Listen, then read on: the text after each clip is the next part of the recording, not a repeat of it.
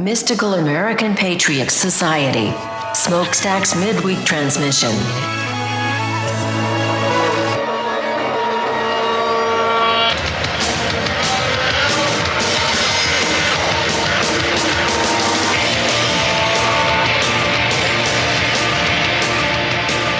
Hello, my friends. Welcome back to another midweek transmission from the Mystical American Patriot Society.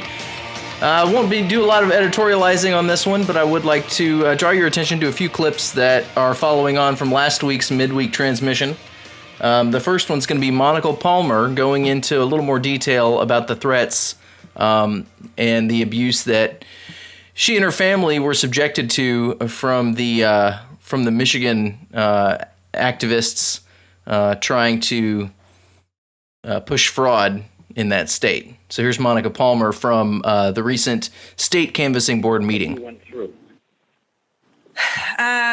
Well, lots of public comment with harsh words. There was a state rep-elect who brought up my daughter and on public comment listed what town I live in and what school my daughter goes to.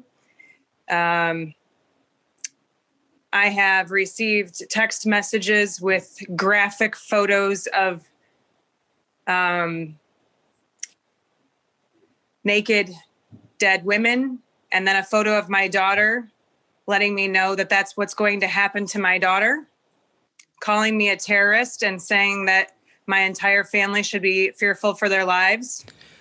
So it's pretty astounding what these animals are willing to do to somebody in the process of perpetrating electoral fraud. So skipping away from Michigan here for a second, I want to go over to Pennsylvania. Today, the 25th, Wednesday, there was a legislative hearing in which Rudy and co. got to present some of their evidence that I expect is also going to be presented in a judicial hearing before a judge on Friday, the 27th. And so we got a little preview of that. And some of the testimony I want to focus on was that of Colonel Phil Waldron, retired electronic warfare officer, among other technical specialties. And he gave a pretty good presentation with a lot of detail in it. And I'm going to just hit a few of those. There are 3 segments that I'm just going to run back to back. And if you want to hear the whole thing, I would encourage you to look that up. I'll put a link in the show notes for that.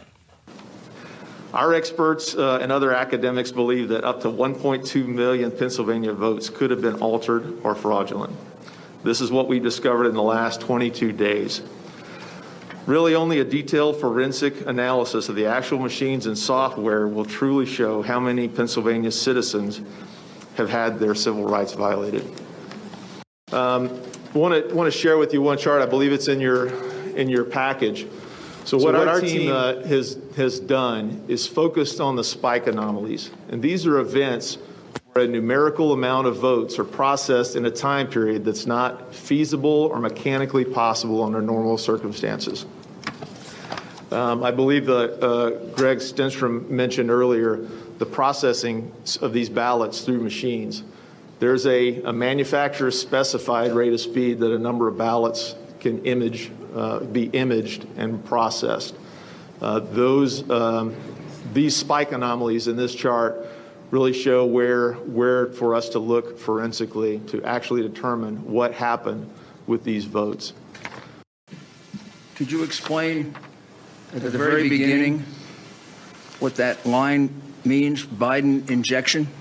So at the very beginning of the chart where there's a circle, it says on election day.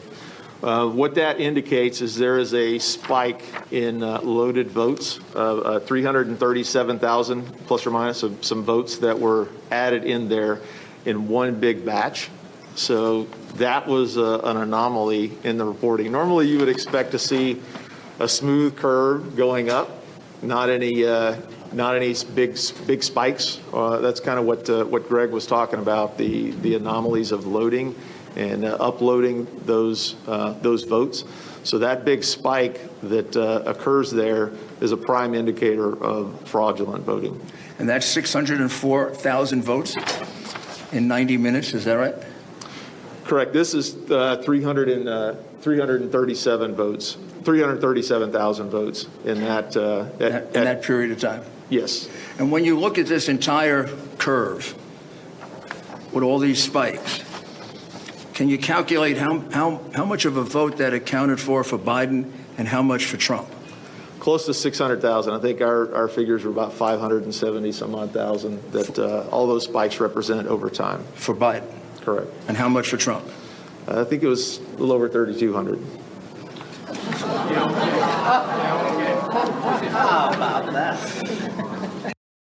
Now, the audience really reacted there at the end, and if you go back and you do the math, it's pretty stunning. And the good news is that the Trump campaign was going to be in court on Friday. And so a lot of these sworn depositions and sworn affidavits that they're referring to will be entered into the public record via the court system, and we'll get the chance to examine many of them that I don't think have been available to us before. So keep an eye out on that. I'll be trying to follow that for you and provide some of the interesting details. But until then, I hope you all have a very happy Thanksgiving with lots of unmasked family and friends who are not submitting to horrendous tyrannical social distancing guidelines.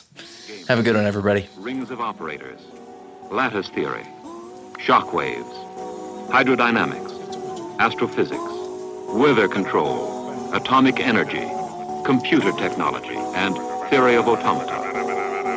Game theory. Rings of operators, lattice theory, shock waves, hydrodynamics, astrophysics, weather control. This is extremely dangerous to our democracy. Atomic energy. This is extremely dangerous to our democracy. Computer technology. This is extremely dangerous to our democracy. Theory of automata. This is extremely dangerous to our democracy.